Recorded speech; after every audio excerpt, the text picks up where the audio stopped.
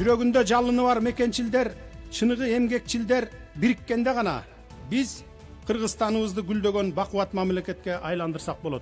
21-кылымдын талабына ылайык жеке бир адамдын кызыкчылыгы үчүн же бир топтун кызыкчылыгы үчүн эмес, бүтүндөй мамлекеттин кызыкчылыгы үчүн жана ушу сиздердин мына жалпы элдин кызыкчылыгы үчүн иштей турган баш мыйзамды кабыл алабыз деп турабыз. Мисалы, бир районго өзүңөрдүн балаңарды аким кылып коюп алат экенсиңер, кат жиберет экенсиңер, миңдеген колду топтоп туруп, ушул баланы коюп бер бизге деп.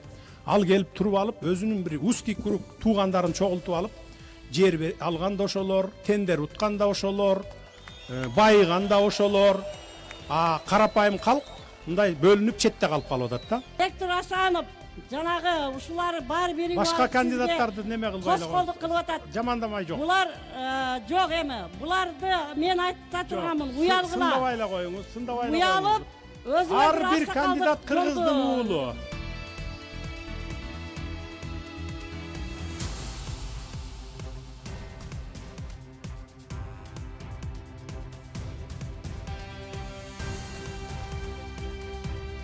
Seni biz şaylayımız.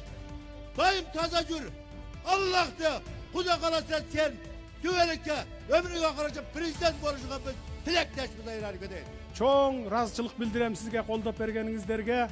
Эми Кудай буйурса шайлоодон кийин жеңиш менен жолугушалы. Кайрадан ушул жерде.